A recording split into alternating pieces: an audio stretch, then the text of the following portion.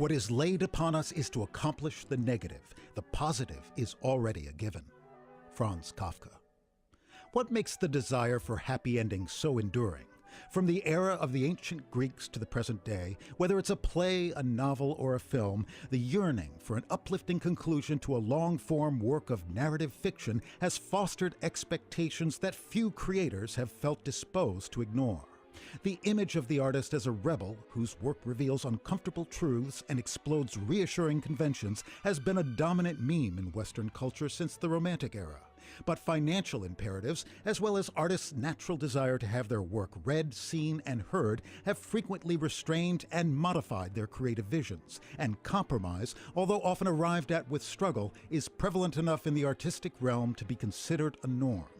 When George Bernard Shaw's play Pygmalion was making its premiere run in London's West End in 1914, his original ending, in which Eliza Doolittle's newly earned abilities enable her independence, was modified by the producer and the actors to create a more conventional romantic resolution, in which her eventual marriage to Professor Higgins was at least strongly implied.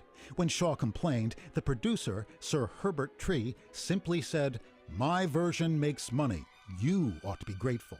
Shaw responded, "Your ending is damnable. You ought to be shot." The happier ending remained, much to the playwright's chagrin.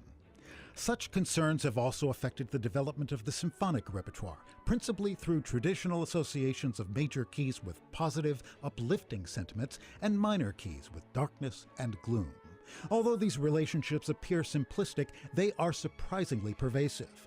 One survey of 237 symphonies that form the bulk of the symphonic canon revealed that 94% end in the major mode, a musical reflection of the same impulse that informs the inclination for long-form literary narratives to conclude on a positive note.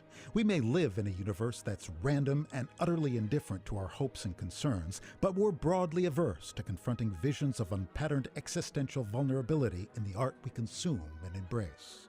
Thus, for a composer like Tchaikovsky, the extremely unusual decision to end a grand symphony softly and in minor would not have been taken lightly.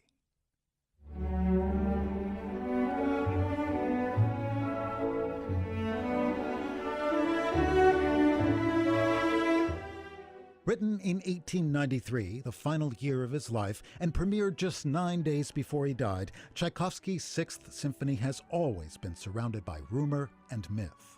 And yet the fanciful tales associated with the piece are mostly post hoc rationalizations, apparently prompted by a poetic urge to cast the work as a musical suicide note.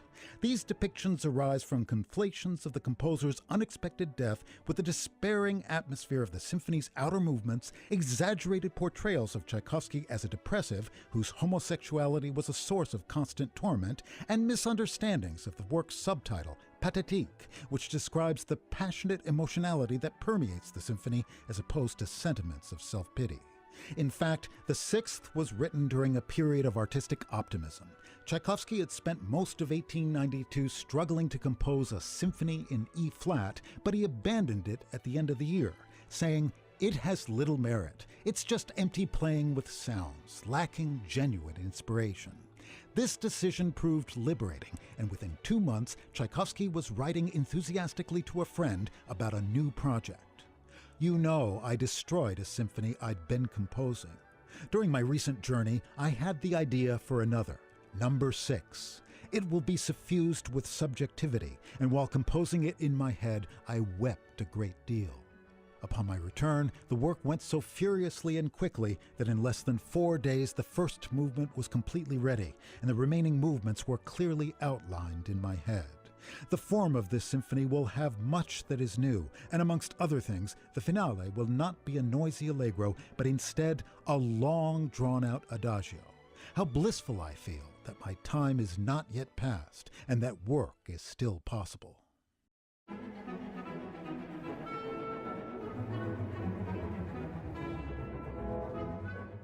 Thus, the Pathétique, in spite of its defining aura of tragedy, is in many respects a statement of creative renewal, and undoubtedly the most original of Tchaikovsky's symphonies.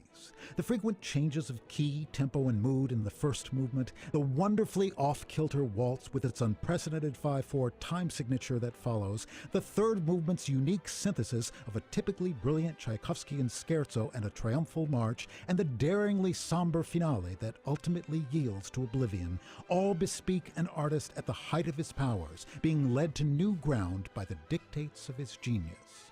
As we consider the tragic nature of Tchaikovsky's premature end, we may be heartened by an awareness that he departed with a sense of personal artistic fulfillment.